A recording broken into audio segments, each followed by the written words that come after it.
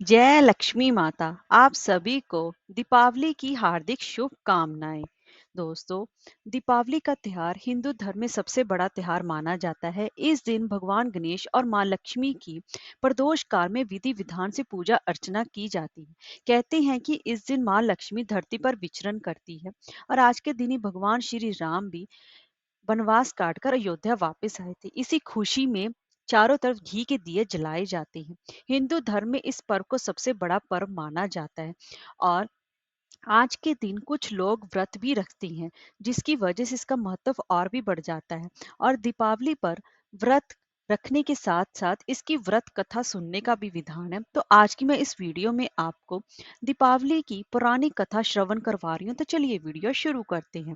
दोस्तों, अगर आपको हमारी वीडियो अच्छी लगी हो तो लाइक शेयर और सब्सक्राइब करना ना भूलें और कमेंट बॉक्स में जय माँ लक्ष्मी माता अवश्य लिखें। तो चलिए वीडियो शुरू करते हैं। दोस्तों, इसकी कहानी एक पौराणिक समय की बात है। एक साहूकार की बेटी थी। वह रोजाना पीपल सींचने जाया करती थी। पीपल में से लक्ष्मी निकलती और चली जाती थी। एक दिन लक्ष्मी जी ने साहूकार की बेटी से कहा कि मेरी सहेली बन जाओ।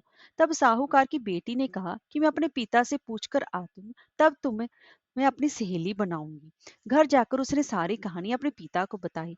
तब पिताजी ने कहा, वह तो लक्ष्मी है और हमें क्या चाहिए, तू जा उसकी सहेली बन जा। दूसरे दिन साहूकार की बेटी पीपल सींचने गई और लक्ष्मी जी की सहेली बन गई। एक दिन लक्ष्मी जी ने साहूकार की बेटी को जीमने का न्योता दिया।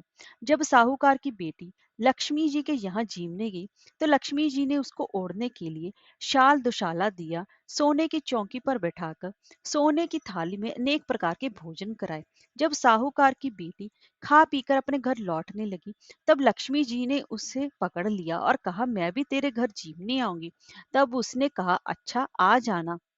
घर आकर वह रुक कर बैठ गई। साहूकार ने पूछा कि लक्ष्मी जी तो भोजन करने आएंगी और तू उदास बैठी है।